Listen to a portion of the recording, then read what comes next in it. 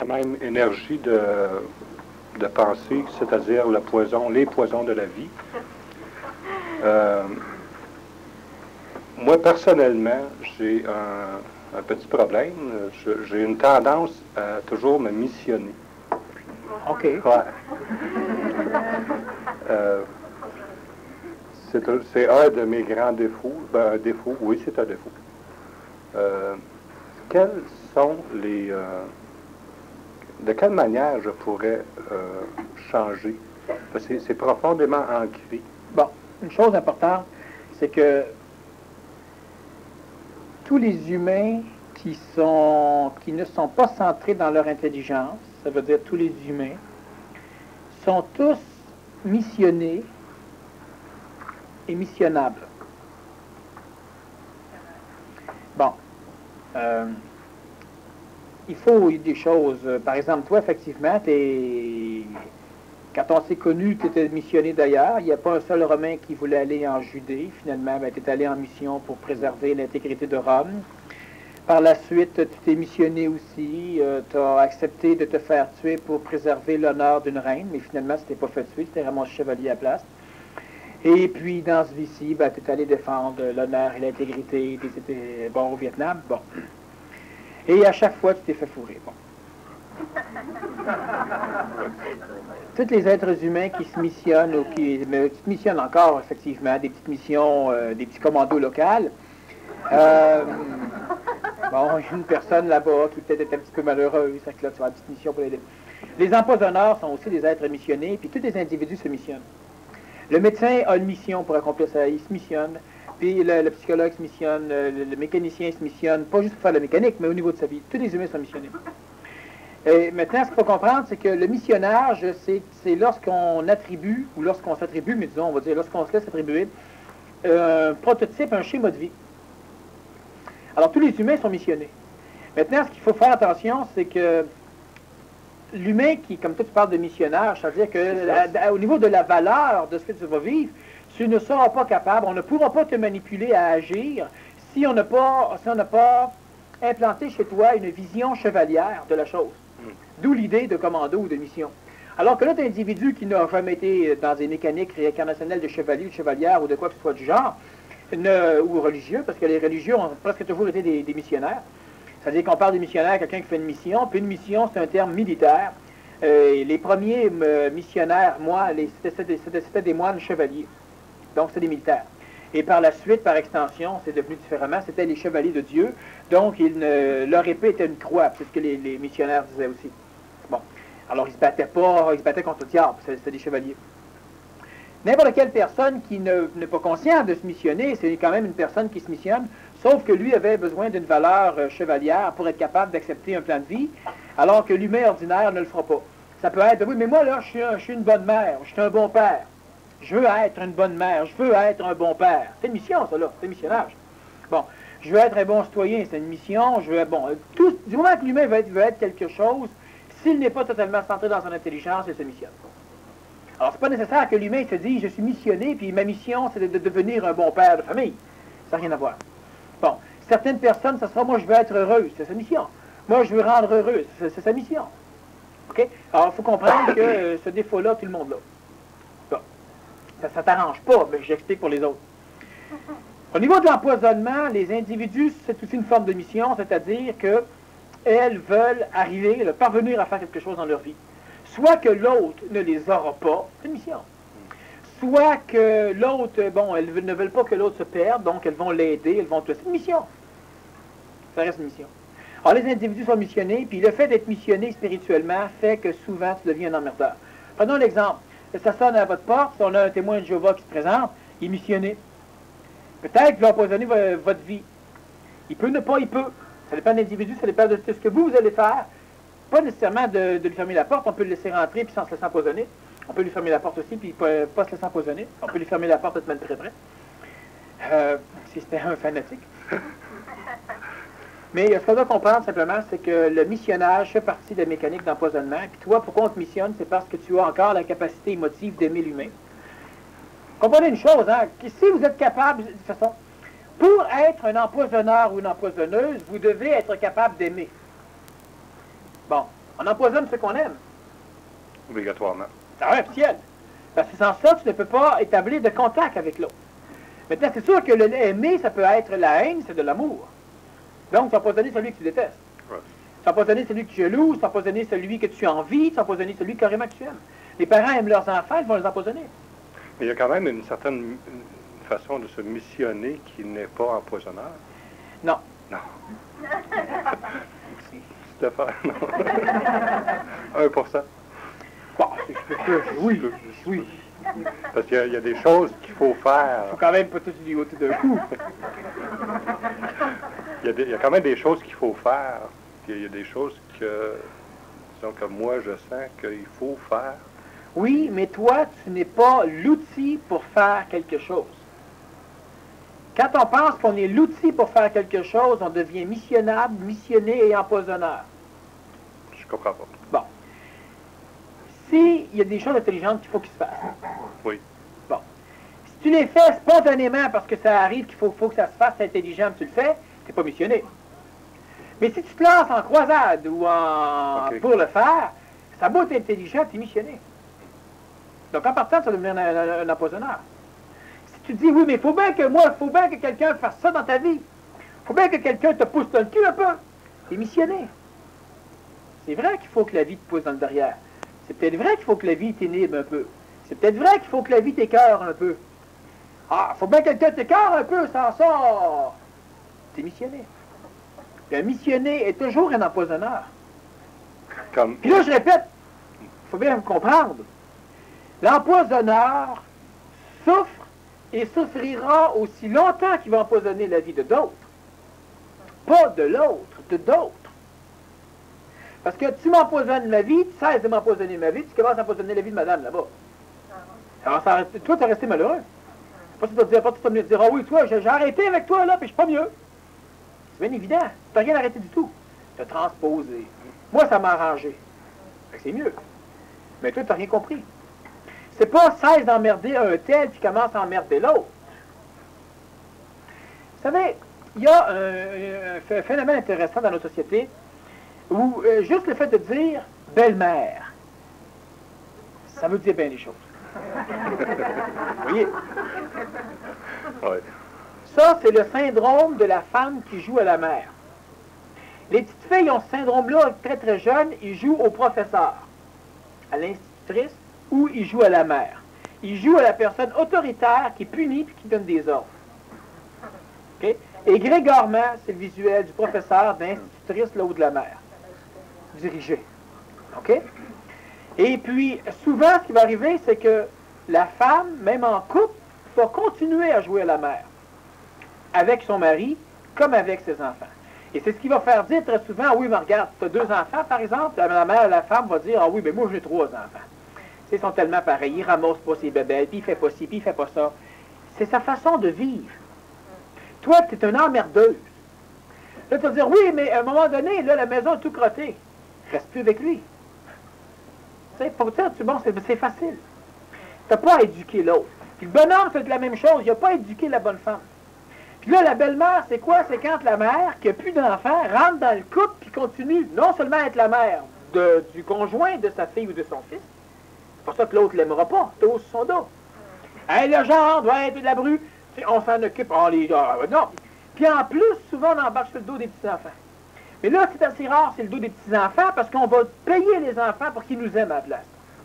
On devient des grands papas, des grands mamans bonbons. Par contre, on va devenir des super belle-mère, beau-père, mais on a surtout l'idée de la belle-mère, parce que souvent, l'homme est tellement, matriciellement parlant, assujetti à ne pas jouer le rôle d'éducateur. Souvent, ça change évidemment, que normalement, il devient un beau-père tannant. Alors que l'homme est supposé, lui, aller, grégoirement parlant, aller chercher la subsistance à la famille. La femme, elle est dans la matrice, qui va l'obliger à être l'éducatrice. Puis elle, normalement, une fois, donc, elle devient l'emmerdeuse de ses enfants, beaucoup plus souvent que le père. Le père, ça va être simple, le père devient l'outil souvent de la mère. Attends que ton père en revienne, tu vas voir. Quand le père arrive, la bonne femme engueule le bonhomme qui bat les enfants, le bonhomme bat les enfants. Tu sais. Bon.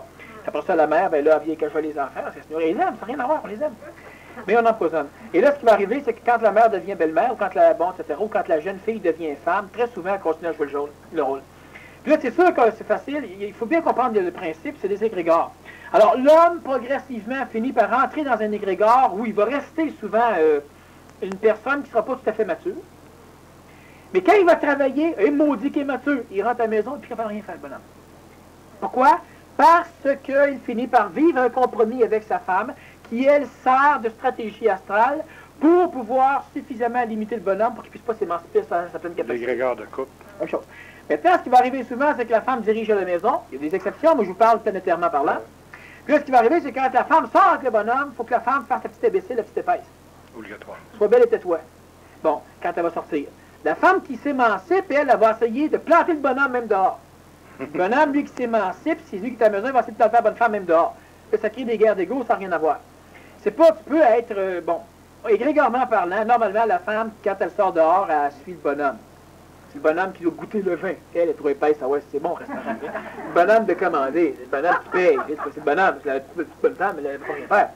Alors, à l'extérieur, égrégorement parlant, c'est la stratégie. On rentre dans un autobus, ben on laisse notre place à une femme.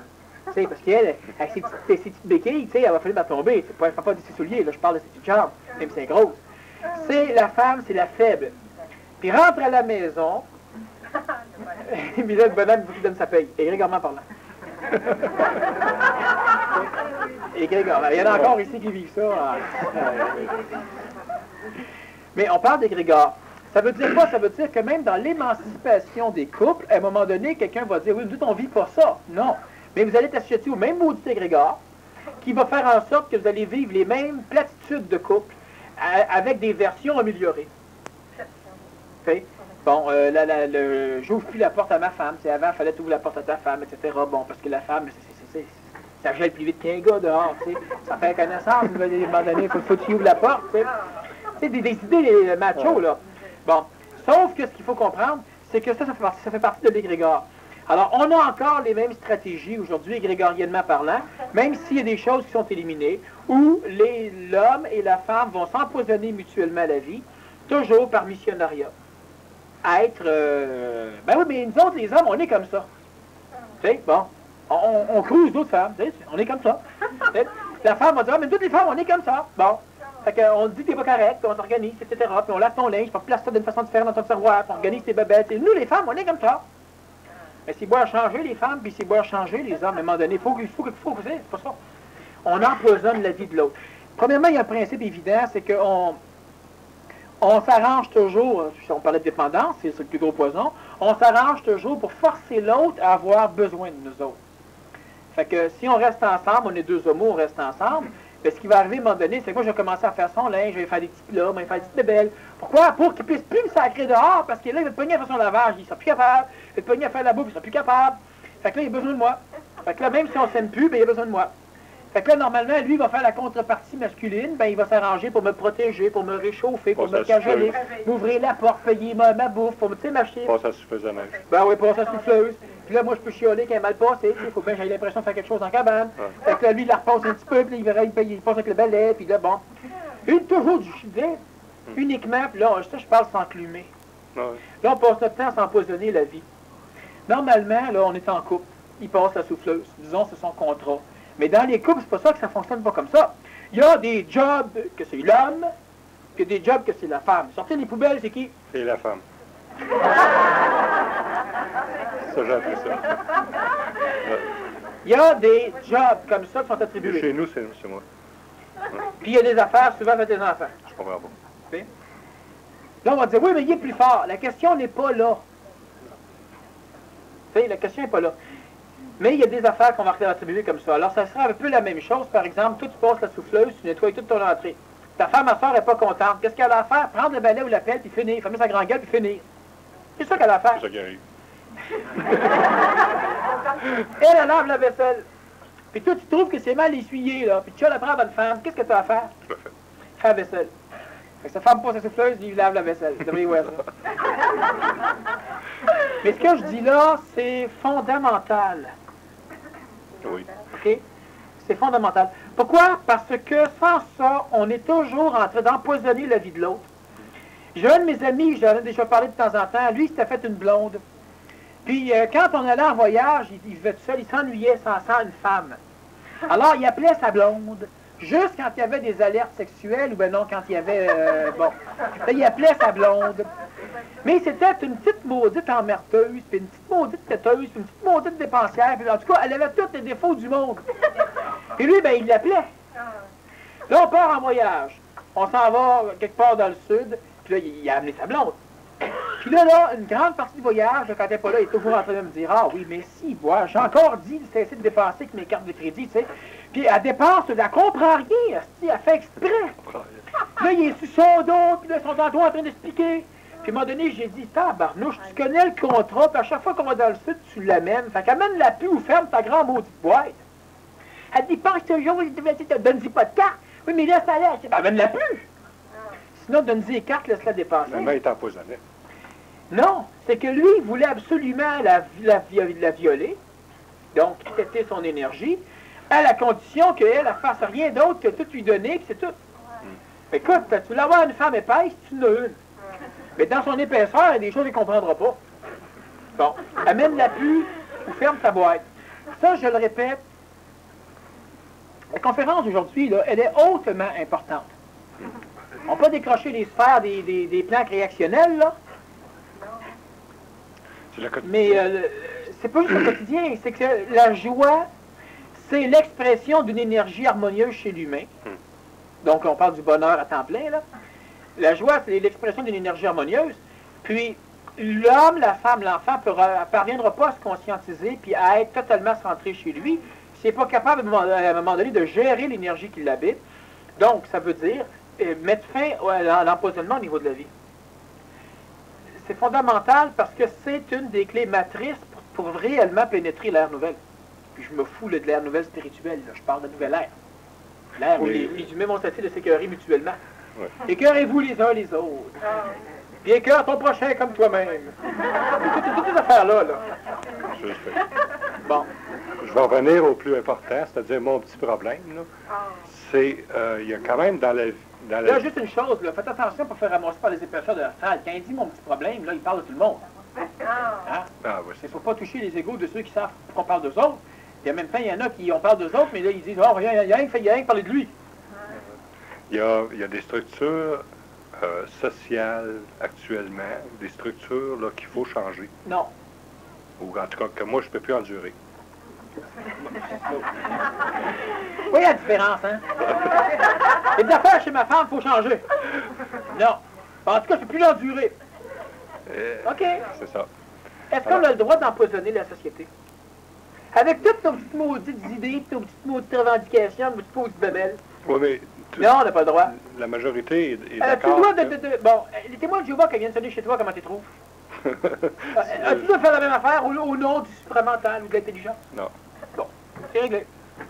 En cause du missionnariat, ils s'essayent par d'autres façons, là. Oui, mais il faut quand même que ça change. Non!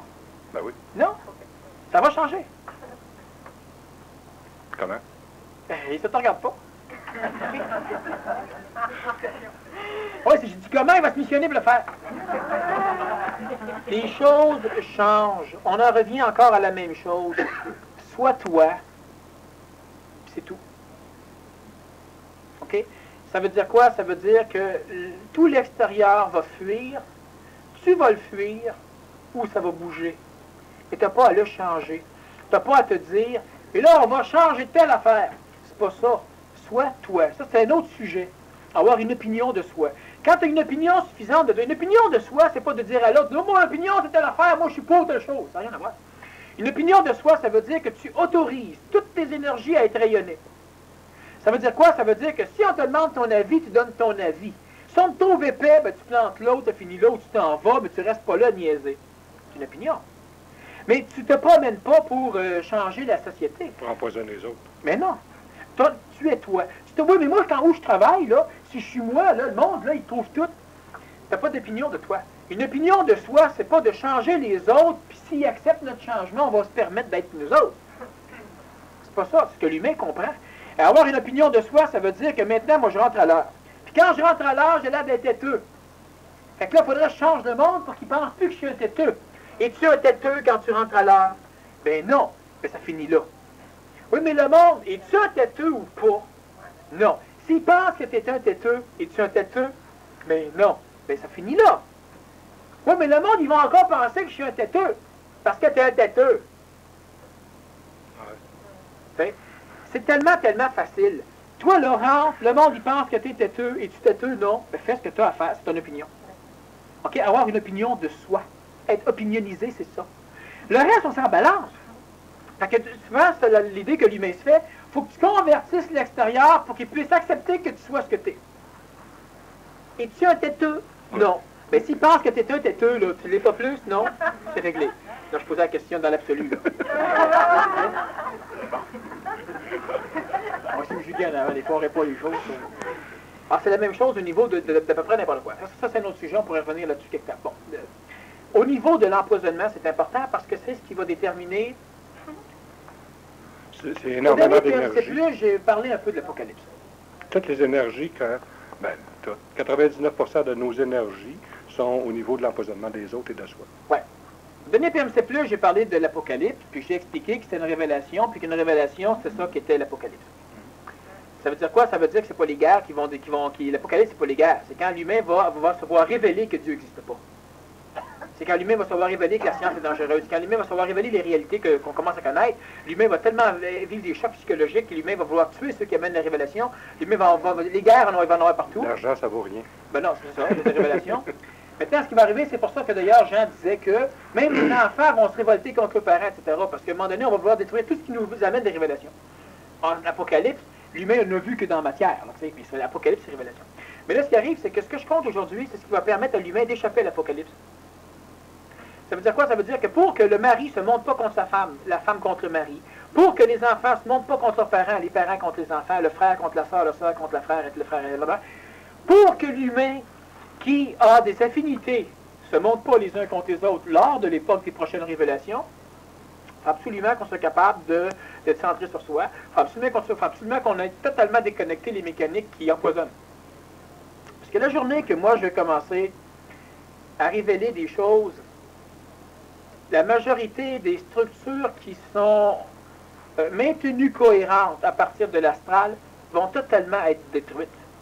Ça veut dire que si tu aimes tes enfants uniquement en fonction de l'astral, quand je vais commencer à parler de certaines choses dans quelques temps, nécessairement, votre noyau familial va totalement éclater.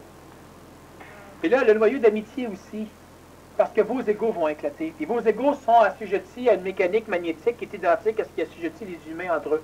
Est-ce que c'est nécessaire ou obligatoire? C'est pas nécessaire ou obligatoire, c'est ce qui va arriver. C'est ce qui va arriver.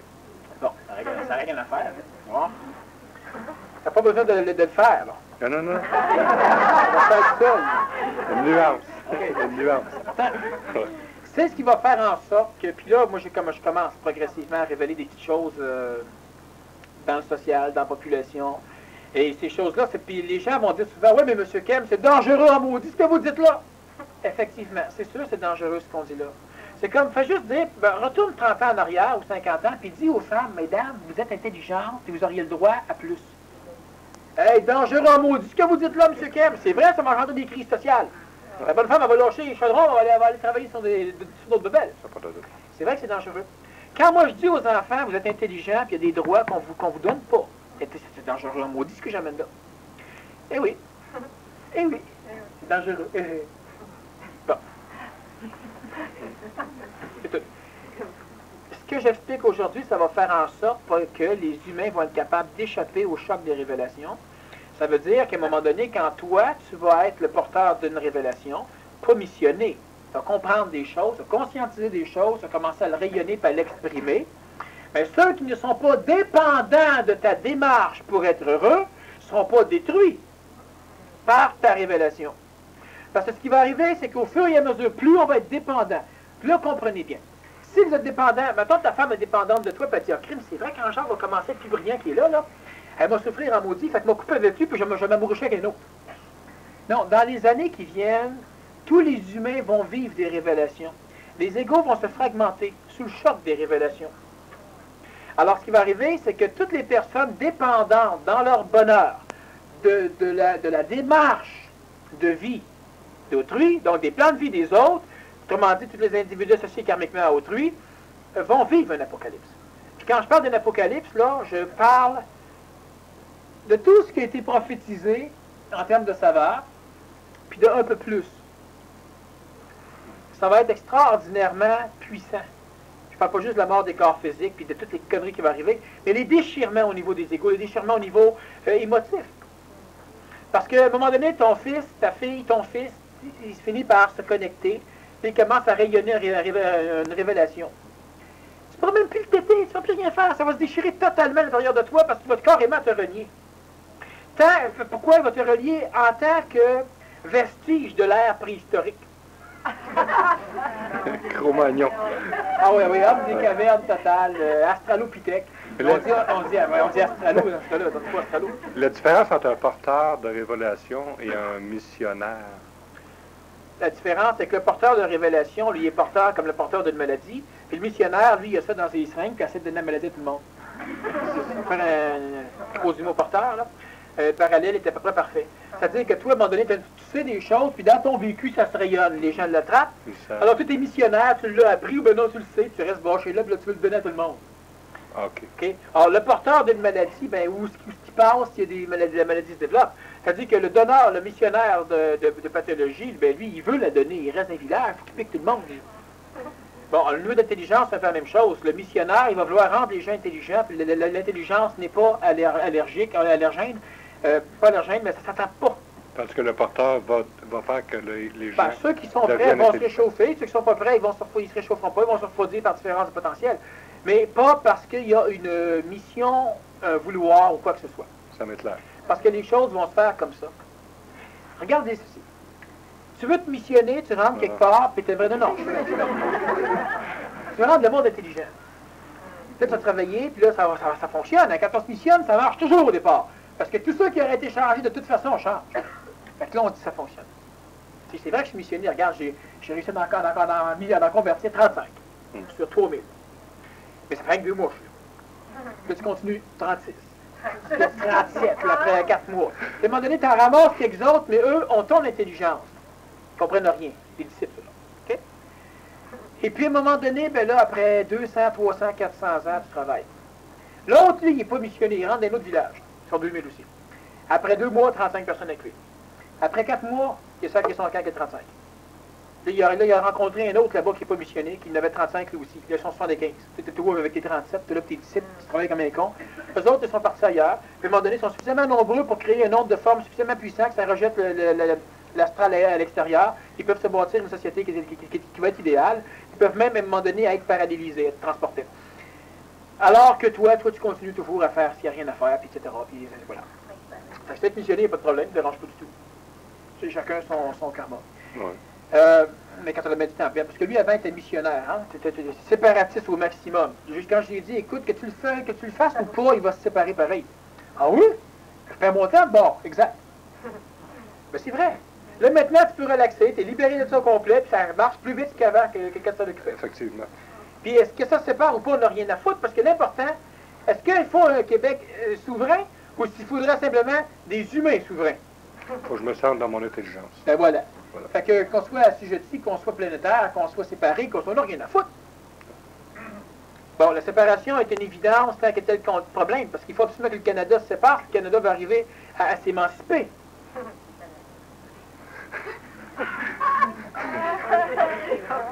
Mais c'est totalement vrai. Le Québec va faire la même chose. Souvent, moi, quand la femme s'est libérée, elle a libéré l'homme. L'homme, après, a fait la cuisine, il a après changé des couches, il a après fait du lavage, il a appris. C'est génial pour un homme. La femme, après, a fait d'autres choses, mais tout le monde, il gagne son profit, même si ça ne paraît pas au niveau de la spiritualité. Donc, c'est extrêmement important de bien comprendre la mécanique des empoisonnements. Puis là, pas parce que vous empoisonnez l'autre. Non. Parce que vous ne serez jamais heureux ou heureuse, vous ne serez jamais capable de vous servir pleinement de votre intelligence quand vous êtes un empoisonneur d'autrui.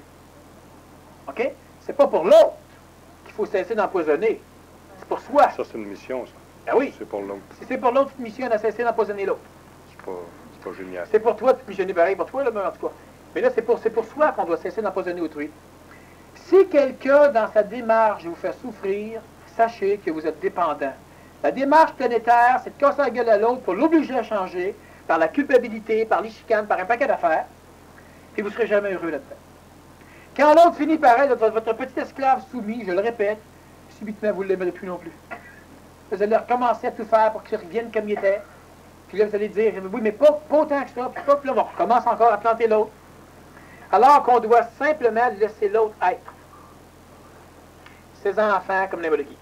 Mais ça, c'est une des démarches. Première démarche, cesser d'empoisonner autrui pour rapatrier nos énergies chez nous. OK? C'est un gars plate. Mais mange la marde. C'est simple, il faut que ça se brasse au niveau du mental. Ça va devenir intéressant. Ça me fait souffrir. C'est là que ça devient intéressant.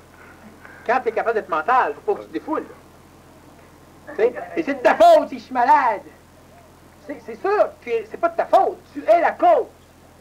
Mais c'est à moi de régler mes affaires. Tu es la cause. Tu me stresses tout le temps. À un moment donné, il va falloir que je place quelque chose quelque part. On ne reste plus ensemble ou je t'arrête net. Bon. Puis quand tu me stresses, il faut que je vérifie. Tu me stresses parce que tu es fonctionnel ou tu me stresses parce que tu es toujours en train d'être sur mon dos. Ce que t'aimes, puis tu la mets sur un support le soir, tu l'accroches, le lendemain matin, et puis là, il y en a une autre. Elle est au lavage déjà. Elle t'aime. Non, mais tu vois l'idée? Oui. Bon. À un moment donné, là, l'autre, là, il carrément, tu vis plus. Tu n'as même plus besoin d'avoir un cerveau. Plus besoin. Tu sais quel bouton de manchette tu mets, ils sont déjà après la chemise. Tu as juste à les mettre. C'est tout. La même affaire pour l'homme qui va aider la femme comme ça. Oui, mais je l'aime, puis nous autres, on est comme ça. Puis quand on s'aime, on devance l'autre, puis on se fait des petits... On s'écarte, puis on s'emmerde. Bon. Toujours la même cravate, ça paraît épais. Mais, qui s'en regarde? Puis si le monde sont pas assez évolué, puis te le font remarquer, si ça fait que ça changera. Mais si on reste ensemble, qu'est-ce que j'ai à foutre de te parler de ta maudite cravate? Je vais envenimer nos relations parce que je tenais qu'il y ait sa cravate. En réalité, c'est pas ça. C'est parce qu'il faut absolument, je me missionne à l'organiser pour qu'il paraisse bien. Fait que là, on va y mettre ses cravates, mais il dit, je vais choisir des cravates, on va tout organiser. Là, je le fais que l'empoisonner. Ça fait 20 ans que Fidel Castro porte le même mot du chapeau. Personne qui y a dit. Ils n'ont pas le droit d'opinion, eux. Mais au moins, ça coûte moins cher d'habiller son dictateur. Mais c'est un drainage continu. C'est sans arrêt un drainage. Alors, on doit s'arranger pour bien faire attention. Torieux. Il faut cesser de vouloir faire plaisir à autrui.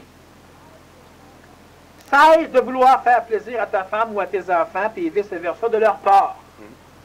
Ah oui, mais ça va être plate. Oui, ça va être plate. Parce que l'empoisonneur puis le têtard ne pourra plus avoir l'impression qu'il dirige l'autre, qui est le maître de l'autre. Et ce qui va arriver, c'est que tu vas tellement bien que tu vas de toute façon faire plaisir à autrui. Mais là, pas parce que tu veux faire plaisir à autrui. OK? Comprenez la nuance? Cessez de vouloir faire plaisir. Pas cesser de faire plaisir. Cessez de vouloir faire plaisir. Parce qu'on est toujours en train de piquer les énergies, on est toujours en train d'empoisonner la vie de l'autre. Oui, mais de temps en temps, là, bon, il m'a acheté une petite bebelle, puis il me l'amène. Oui, mais sur le moment, là, il est en train de, puis subitement, il a eu l'impression, puis l'intuition, puis il l'a acheté. C'est correct, ça. Il te le donne, ça fait plaisir. Puis si tu le veux pas, il faut que tu puisses l'acheter. Parce que si tu peux pas l'acheter, c'est un empoisonneur. Il faut couper ça. J'ai eu un cadeau, moi, il y a 1 an ou 2, de ma mère. Je l'ai jeté, son cadeau. Puis là, regarde l'astral commencer, hein. Ça fait longtemps que je l'ai jeté. Là, subitement, ma femme a découvert que je l'avais jeté. Fait que dans les minutes qui ont suivi, il fallait que ma mère appelle pour lui demander si je l'aimais bien, le cadeau. Des boutons de manchette. L'astral, comment ça fonctionne? Ah, c'est obligatoire. C'est une bonne mécanique. Non, mais c'est important. Fait que là, ma femme a dit, ouais, mais là, j'ai fallu que je compte une menterie. En réalité, puis moi, j'étais content qu'elle ait compté une menterie. Parce que là, ma mère, en sort de l'hôpital, c'est peut-être pas ma bête à dire que le cadeau qu'elle a acheté en Espagne, puis c'est de l'or qu'il y a après, tout ça, je l'ai jeté. Mais en réalité, on s'est fait ramasser parce qu'il aurait fallu qu'on soit transparent. Ah, les boutons, non, ils les aimaient pas. Ah non? Ah! Puis ma mère, je la connais. Ah, ben d'abord, mais dis qu'il me les ramène, mais donner à quelqu'un d'autre. Oui, parce que ma mère, c'était comme ça, elle. Hey, c'est beau, ça! Non, c'est laid. Non, c'est beau, ça coûte 200$. Et c'était comme ça marchait. Bon. Alors là, c'était compliqué. Là, lui expliquer, non, ils ont acheté. Et là, sauf qu'un jour, dans pas grand temps, l'Apocalypse, ça va être ça. Ben, on va le savoir. Hein. Non, elle écoute pas mes cassettes. Okay. Mais ce qui est important, c'est qu'il faut absolument que l'humain développe sa transparence au maximum. Parce qu'à un moment donné, là, il y a quelqu'un qui t'appelle, qui te tête, c'est ton frère. Ouais. OK? Et puis, toi, à un moment donné, tu raccroches, puis, c'est têteux. Là, tu dis, Non. là, tu es missionné. Là, tu es encore en train de dépendre, puis de mener ta vie en fonction de ses besoins, parce que tu ne veux pas le rendre malheureux, donc tu te fais des compromis. Fait que lui, là, il t'empoisonne. C'est la vie de couple. C'est la même chose que la vie de couple. Ton ami, moi, mais j'ai pas payé, c'est la même style d'affaires. Fait qu'à un moment donné, là, ma mère, elle téléphone ma femme, puis elle lui dit, bon, ça va être la fête à Daniel, là, qu'est-ce qu'il faudrait que j'y achète? Moi, là, j'ai jamais besoin de rien. Fait que ma femme, elle, à ma fête, elle n'aura le bol, parce que j'ai jamais besoin de rien. Fait qu'elle se casse plus trop la tête. Puis ma mère a jamais compris ça. Fait que là, ma mère, elle demande à ma femme ce que je veux. Fait que là, ma femme tombe au maudit, parce que là, elle se ramasse avec le problème de ma mère. Mais là, elle veut pas expliquer, ma mère a jamais rien compris. Moi, j'étais jeune, ma mère, elle me disait, ah oui, c'est un gars qui pourra jamais rien décider plus tard. Puis je veux rien. Je faisais du judo, chaque année, elle m'achetait un kimono neuf. Qu'est-ce que tu veux à ta fête? Achète-moi un kimono. Encore un kimono! Et il a mis usé. Ah, mais t'as pas d'autres idées, t'as pas. C'est ça, là, t'es un empoisonneur. Ah, tu décideras jamais, c'est une lucky man plus tard. Ben oui, on la mettait plein, tu sais. Aujourd'hui, tout ça, là. Mais non, on m'empoisonnait. Qu'est-ce que tu veux? Rien. Parfait, c'est ce que je vais te donner. Rien. Non, mais c'est banal. Regardez bien le temps des fêtes. Non, on recommence encore avec les mêmes maudites bébelles. C'est très, très important parce que vous allez souffrir énormément, puis votre entourage va souffrir. Puis tant qu'à souffrir votre entourage, qui souffre donc tout de suite, puis qui vous laisse donc un peu plus de bonheur. Sans ça va tout souffrir pareil. Et vous aussi, là-dedans. Vous aimez, ben normalement, on fait souffrir au maximum ceux qu'on aime le plus. Pourquoi? Parce qu'on empoisonne radicalement leur vie, parce qu'on est carrément à leur place. Parce qu'on s'aime pas assez aussi. Ben, c'est évident qu'on s'aime pas assez. On a besoin qu'ils soient totalement à notre image, puis qu'ils nous aiment. Puis, en tout cas, il n'y a pas qu'à l'affaire, c'est compliqué. Mais je parle en masse, ça ne t'a pas de revenir là-dessus, ça devient plate. Mais c'est très, très, très important de cesser d'empoisonner la vie d'autrui, parce que sans ça, nous, on ne peut pas être heureux, on ne peut pas être centré, puis notre intelligence ne peut pas servir, on ne peut pas être des créateurs. On n'arrivera pas à exprimer la créativité au niveau de l'esthétique supramentale. Et en plus, donc, première chose, cesser d'empoisonner la vie d'autrui pour nous. Deuxième chose, refuser obstinément les poisons venant de l'extérieur. Donc, ça ne veut pas dire, bon, vous allez à Noël chez vos parents, puis là, à 20h, vous décidez que vous partez. Ça y va, il y a 8h, t'as promis que tu resterais. Vous n'avez même pas besoin de promettre, hein. T'as promis que tu resterais, ben voyons. Ben là, c'est à vous de décider que vous partez. Puis là, il faut bien faire comprendre, puis c'est drastique, mais c'est comme ça. Puis là, dites-le pas, c'est moi qui vous ai dit ça.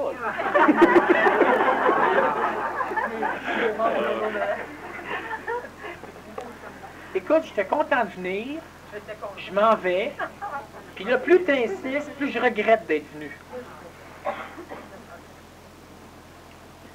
C'est vrai, en plus. Bon. Mais il faut apprendre à trancher.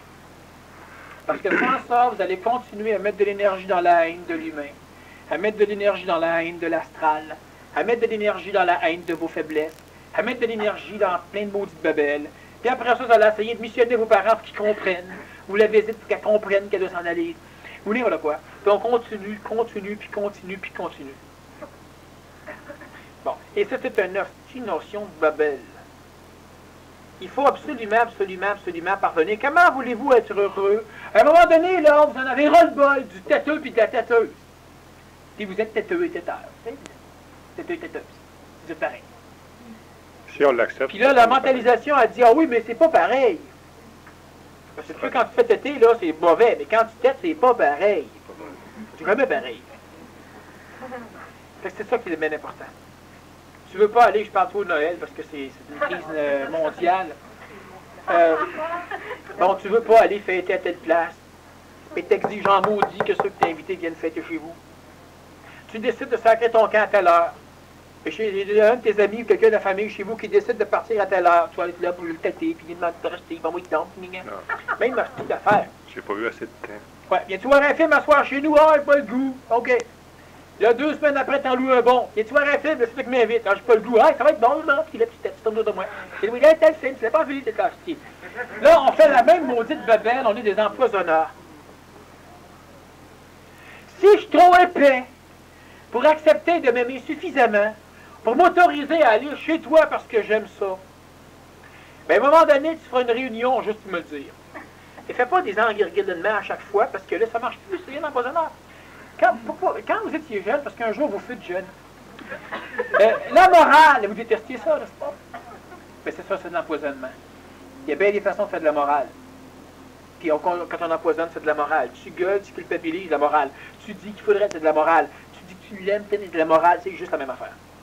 C'est de l'empoisonnement. La morale, c'est le deuxième plus grand empoisonneur. Non, c'est la même affaire. C'est la même affaire. C'est l'empoisonnement.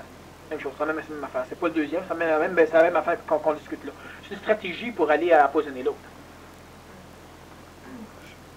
Alors, c'est extrêmement important de comprendre le principe parce que vous devez cesser d'empoisonner pour rapatrier vos énergies.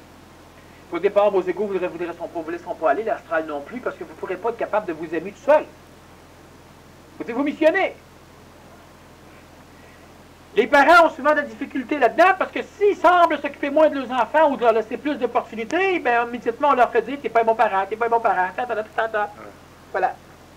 Puis sinon, sa famille, on va mandater la famille ou les amis pour le dire. Ou l'école. Un jeune qui arrive en retard à ton cours, là, tu le laisses rentrer, c'est pas long, ça va te laisser la société sur le dos. Puis il arrive tout le temps, puis il va même commencer à aimer ton cours. Quand ton cours va être aimable, il va arriver à l'heure. Puis ça arrive encore en retard, même s'il aime ça, c'est un retardé génétique, oublie-le. Il va être en retard toute sa vie. Bon, ça fait que fais de la pédagogie à la place, laisse faire le retard.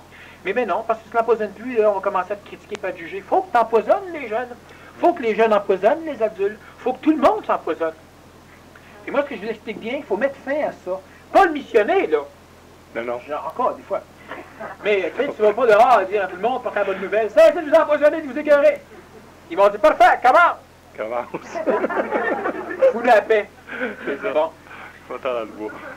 Va-t'en dans le bois, c'est ça. On va empoisonner les épinettes. Les épinettes. Maintenant, donc, c'est très, très important parce que toute la stratégie de perte d'énergie puis de rattachement au plan astro, la majorité est basée sur cette mécanique. OK? Tout ce qu'on a expliqué, puis il y a d'autres choses sur lesquelles on va revenir dans d'autres conférences, on va continuer à expliquer pourquoi il se passe ceci, etc. Mais en résumé, banalement, humainement parlant, on passe notre temps à écœurer les autres. Et je reviens encore sur le phénomène de récupération très dangereux. Toi aussi, tu passes ton temps à m'écœurer. Pourquoi? Parce que tu n'écoutes pas ce que je te dis. OK? Mais dans ce temps-là, tu as le droit de me répondre. Ah, je t'écœure quand je t'écoute pas. Bien, j'ai le droit de t'écœurer, puis il va continuer à t'écœurer. Puis là, l'autre qui récupère va dire, parfait, moi aussi. Là, toi, il faut que tu me donnes 3-4 bonnes claques d'en face ou que tu me calisses dehors dans la rue. OK? Parce que le jeu ne peut pas se jouer là-dessus. Si vous vous laissez embarquer dans une stratégie astrale comme ça, vous ne pourrez pas vous en sortir tout de suite. Et puis là, on maudit pénible en sacre bleu. Si l'autre est trop refroidi pour comprendre ta démarche, explique-lui pas. Plante-la, l'autre personne. Donc, on ne sort pas sur la rue. Là. Moi, vraiment, qu'il y a une personne qui vient nous accrocher, il faut qu'on la plante. Ça n'a rien à voir, ça. Là. Moi, je parle de notre entourage. Ton patron, prenez le harcèlement sexuel. C'est ça de bien des façons, ça, là. C'est pas que pincer les fesses. Aujourd'hui, on pince bien les fesses parce que c'est vraiment sans cours. Mais on passe d'autres façons, là. Bon, ben là, à un moment donné, là, toi, tu es une femme, tu te fais harceler sexuellement. Il y a des femmes aussi qui harcèlent sexuellement les hommes.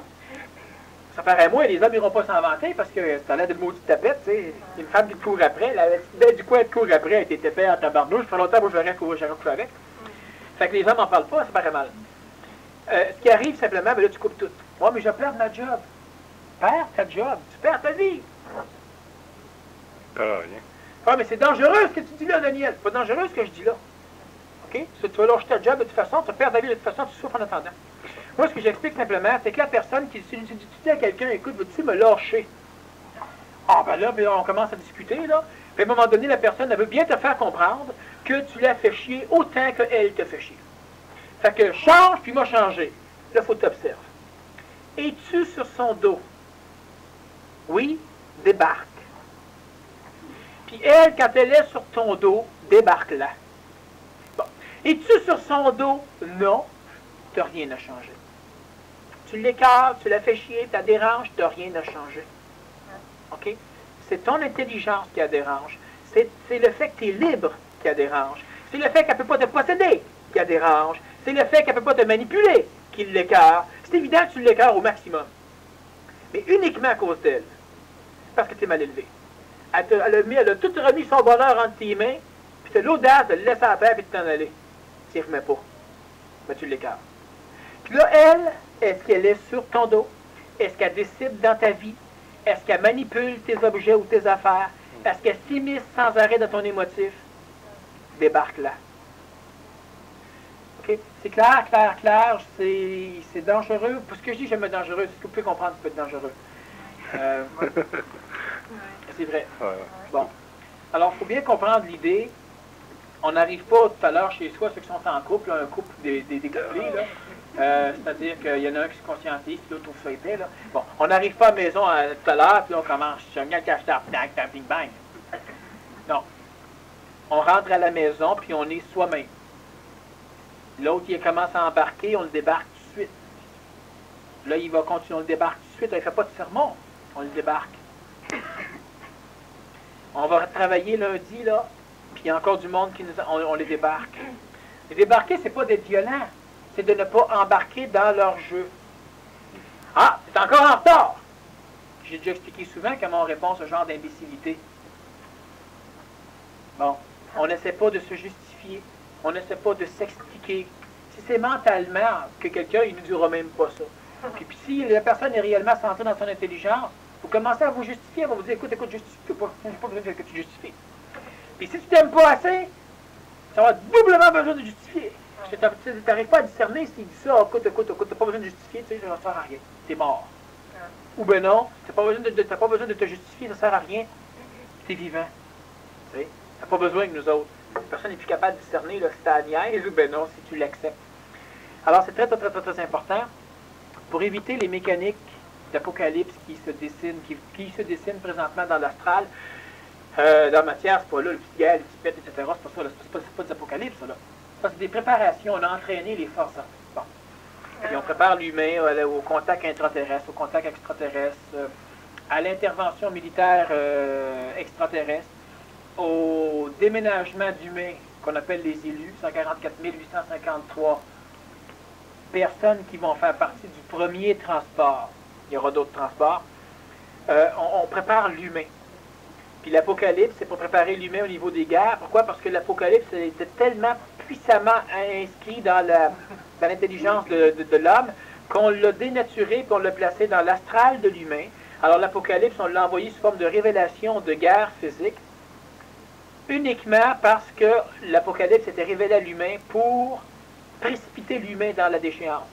C'est-à-dire qu'au lieu de te rendre compte que l'Apocalypse n'a rien à foutre avec les inondations, les tremblements de terre, les guerres, les famines, les épidémies, c'est pas ça l'Apocalypse. L'Apocalypse fait partie de la révélation, puis la révélation, c'est le choc psychologique que l'humain va vivre lors des révélations. Quand on va voir, par exemple, que l'Antéchrist, il y en a un maudit paquet, puis qu'il y en a plusieurs qu'on connaît déjà, quand l'humain va découvrir à un moment donné que ces grandes divinités l'ont fourré, puis l'ont massacré, puis l'ont fouetté, ça, c'est des révélations. Apocalypse veut dire révélation. Alors, l'humain s'approche d'un apocalypse. Et l'apocalypse des autres, c'est celui qui va se dessiner par les souffrances psycho-émotives et physiques à cause des guerres. On va taper à la gueule à tous ceux qui ont des révélations qui viennent démolir nos structures égoïques. De ce point de vue-là même Dieu va arriver avec des armées. C'est parti encore des mécaniques extraterrestres qui viennent taper à la gueule à l'humain parce que des révélations vont se faire un peu partout. L'Apocalypse, c'est pas un apocalypse planétaire. La révélation va se faire au sein même du peuple intraterrestre. J'ai déjà dit 3 ou 4 fois comme ça que l'humain était la solution intraterrestre. L'élite, l'élu, les intraterrestres vont vivre une révélation choc. Puis dans les premiers temps de la révélation, ils vont être capables uniquement de décoder qu'ils sont totalement perdus. Il n'y a rien à faire avec l'humain. Les mélanges réussiront jamais. Bon. Puis l'humain est la solution clé à la création. Au-delà d'eux autres. C'est leur apocalypse. Ouais, eux vont voir, on devient l'esclave de l'homme, ou on se suicide, ou on se venge pour rien. On meurt tout le monde. On pêche nos bombes nucléaires des deux côtés, puis il ne reste plus rien, au moins. Dans le genre du couple du meurtre passionnel, tu sais. Ouais. Si on n'a rien, ben ils l'auront pas non plus. T'es tout tu te suicides. Bon. Les extraterrestres vont avoir une révélation énorme. La majorité des guides spirituels vont avoir une de ces révélations. Les maîtres du monde vont avoir une révélation aussi. Puis les égaux petits, médiocres, égaux humains vont avoir toute une série de révélations. Alors ça va être extraordinairement terrible. Sauf pour l'humain qui est capable de se centrer suffisamment pour ne pas dépendre de temps en temps dans son bonheur ou dans sa joie de la démarche évolutive des autres. Vos enfants vous rendent heureux quand ils réussissent bien. Vous êtes des empoisonneurs. Faut pas vous culpabiliser, on parle mécanique, là. Donc, lâchez vos enfants. Et s'ils réussissent bien, c'est merveilleux, c'est esthétique. Buvez l'énergie de l'événement. Et si on boit l'énergie de l'événement du point de vue réellement énergétique, sur le corps astral ou les autres plans, quand l'enfant réussit moins bien, on ne se fera pas. Parce que c'est pas l'ego qu'on a nourri. L'ego a besoin de répéter les mêmes événements. Quand on nourrit un corps astral, on n'a pas de rituel, on n'a pas d'habitude. Quel que soit l'individu qu'on rencontre ou l'événementiel qu'on va vivre, s'il est esthétique, il nous nourrit. Si on nourrit une partie de l'ego, esthétique ou pas, il faut qu'il soit répétitif. Puis là, là, on fuck tout le monde, on manipule l'individu pour qu'il change, pour qu'il change, pour qu'il ci, pour qu'il ça. Alors, pour éviter, puis je reviens encore là-dessus, on va en reparler de temps en temps, mais c'est la seule façon de parvenir à adoucir, sinon à éviter totalement l'apocalypse des autres, c'est de se servir suffisamment du branchement d'intelligence qu'on a à travers notre gestion émotive pour cesser, puis c'est facile. Posez-vous la question chaque fois que vous intervenez dans le plan de vie de quelqu'un ou chaque fois que quelqu'un chiale. Est-ce que je suis sur son dos? Et là, faites pas ça. Je suis pas sur son dos, je suis à côté. Mais c'est normal que je dirige telle affaire parce qu'il est trop épais pour s'en rendre compte. Vous êtes sur son dos, là. Autrement dit, est-ce que vous prenez des décisions à sa place? Est-ce que vous essayez de manipuler sa vie émotive pour qu'elle s'accorde à la vôtre? Est-ce que vous décidez, vérifiez, est-il libre? Ah, moi, ma femme est totalement libre. Bon, il y a des limites à sa liberté. Non. Elle peut coucher avec n'importe qui. Bon, minute. Et là, ça n'a rien à voir, c'est autre chose. Ta femme n'est pas libre. Ta femme veut coucher avec deux gars. Pensez-y, là, mentalement. C'est son corps physique, ciboulot. C'est sa vie. C'est ses bébelles. Ça vous regarde où? Oui, mais ça n'attrape une maladie vénérienne. Ça couche avec autrui. Décide qu'après tu prends des précautions ou décide que tu couches plus avec elle. Pas par vengeance. OK? Par protection. Ça te regarde. Mais est-ce que tu peux décider de limiter ton mari ou ta femme dans les relations sexuelles? Non. Ton enfant, là, il a 14-15 ans, il commence à avoir des relations sexuelles. Ça te regarde même pas. Ouais, mais s'il attrape une maladie, il va te pogner en maudit avec ça. Quand tu couches tout ton enfant? Non, mais si moi, il va te pogner dans l'hôpital, puis acheter des médicaments, puis à ci, puis à ça.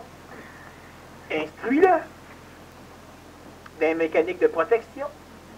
Puis à un moment donné, s'il ne t'écoute pas, puis il ne fait rien, puis il attrape une maladie vénérienne, ben écoute, quand il aura 18 ans, tu l'emmèneras à l'hospice. Si vous êtes déjà d'or et déjà bien centré sur vous, ils ne pourront pas. Oh, mais il est malade, je suis pas lié avec, il faut le balancer. Qu'est-ce qui va arriver? Il va arriver que l'astral va s'organiser pour qu'il ne soit pas malade, parce que sa structure égoïque ne sera pas capable de supporter le choc, de se voir rejeter, parce qu'à un moment donné, il n'est pas dans ton intelligence. Donc, il ne fera pas ces conneries-là. Mais l'humain a tellement peur qu'il est tellement entre les deux qu'il va tout faire les conneries pour faire chez ses parents. Parce qu'on peut l'instruire sans devenir empoisonnant. Là, ça devient une colère royale, une colère mentale royale. Je ne sais pas expliquer comment ça se fait trop parce que c'est complexe. On est envie de le savoir. Non. Mais c'est quelque chose qui va faire en sorte, à un moment donné, que le plan de vie de ton enfant va totalement être détruit pour que son plan de vie soit de plus en plus assujetti à ton intelligence. Bon. Puis à un moment donné, c'est son intelligence qui va venir prendre ta place, la place de ton intelligence chez lui. Puis dans ce temps-là, l'enfant ne vit pas la maladie mentale qu'on appelle la crise d'adolescence. Puis l'enfant ne vivra pas différentes maladies mentales qu'on retrouve et qu'on trouve normales et naturelles chez les enfants. Bon. La crise d'adolescence. Ça, c'est une maladie mentale totale, ça qui devrait être prévenu. En tout cas. Mais ça, c'est une chose. Bon. D'ailleurs, c'est parti, je vais écrire un livre à un moment donné là-dessus. La maladie mentale de l'enfance, de l'adolescent. Vous allez voir comment ça va crier. C'est une maladie mentale. C'est pas une maladie, c'est une façon de parler. Non, c'est une maladie mentale, une psychopathie. L'obligation de passer par là. Non, mais c'est comme la schizophrénie. C'est comme la paranoïa. C'est la même affaire. C'est pas la même pathologie, là, mais si la paranoïa, c'est une maladie, la crise d'adolescence, c'est une maladie. C'est la même chose. Bon. L'enfant est carrément fou, tout perdu, on le reconnaît plus, c'est plus ce qu'il vaut, c'est tout est fait au complet, puis c'est normal. Bon. Normal. On passe tous par là. Fait que si un jour on passe tous par la paranoïa, ça va être normal. Oui. On souffre quand on est en couple, c'est normal. C'est correct. Voilà. Ouais. Des maladies mentales, ça. Okay. Alors, il faut bien comprendre l'idée, c'est qu'on vérifie. Premièrement, prenez vos décisions. On prend les conseils d'autrui. Quand c'est pas un conseil émotif, quand c'est pas émotivement qu'il vient de conseiller. Bon. Puis si émotivement il vient de conseiller, son conseil est valable, tu dis, c'est bon, va le faire. Puis parle plus jamais de même. Oui, parce que là, elle vient t'empoisonner, mais ça a de l'allure ce qu'elle dit. Coupe l'empoisonnement, puis tu peux prendre le conseil. Il n'y a pas de problème, là. Puis nous, qu'est-ce qu'on fait? Ben, quand quelqu'un va mal, là, vérifiez donc jusqu'à quel point vous l'empoisonnez. Pas pour lui. Tu peux pas être heureux ou heureux si tu empoisonnes quelqu'un. Tu perds ton temps à toujours être d'impact de d'autres. Mais ta vie est totalement déterminée par leur plan de vie, puis leur plan de vie ne sera jamais ajusté au vôtre. Vous ne pourrez pas changer puis assujettir complètement un humain. Donc, quand on est empoisonneur puis qu'on embarque dans les pénacles de l'autre, on ne peut pas parvenir à s'en sortir. Puis là, encore une fois, il faut bien comprendre, il faut être intelligent pour comprendre. Donc, si vous comprenez, c'est intelligent, sinon, vous allez comprendre un jour. On ne sera pas malheureux, puis on ne se fait pas la tête, puis on ne cesse pas de se parler, puis de se communiquer, parce qu'à un moment donné, on ne veut plus être dans le plan de l'autre. Qu'on ne veut plus que l'autre soit dans notre plan. Il y a de l'esthétisme et de l'intelligence. Vous passez l'aspirateur dans la maison, vous pouvez aller passer l'aspirateur dans la chambre de votre conjoint ou conjointe ou de vos enfants, ça vous tente. S'il fait tout pour le saler, parce qu'il s'en fout, parce qu'il ne la passez plus. Ne passez même plus l'aspirateur, passez le balai, et vous videz le porte-poussière dans sa chambre. Okay? Parce que le fait de passer l'aspirateur dans une pièce, puis de la passer dans la pièce de l'autre, c'est pas d'embarquer dans sa vie. Mais si l'autre, il rentre après ça avec ses bebelles, puis il salit sa pièce, là, tu viens chialer parce qu'il salit sa pièce, parce que t'as passé l'aspirateur dedans, là, t'empoisonnes sa vie. Les enfants font ça souvent. Du moment qu'il lave son linge, il sort, il salit tout de suite, fait le chiale après. Faut faire attention, j'ai déjà de le laver. Lave-le plus. Oh, il a raison. Lave-le plus. Plus de problème!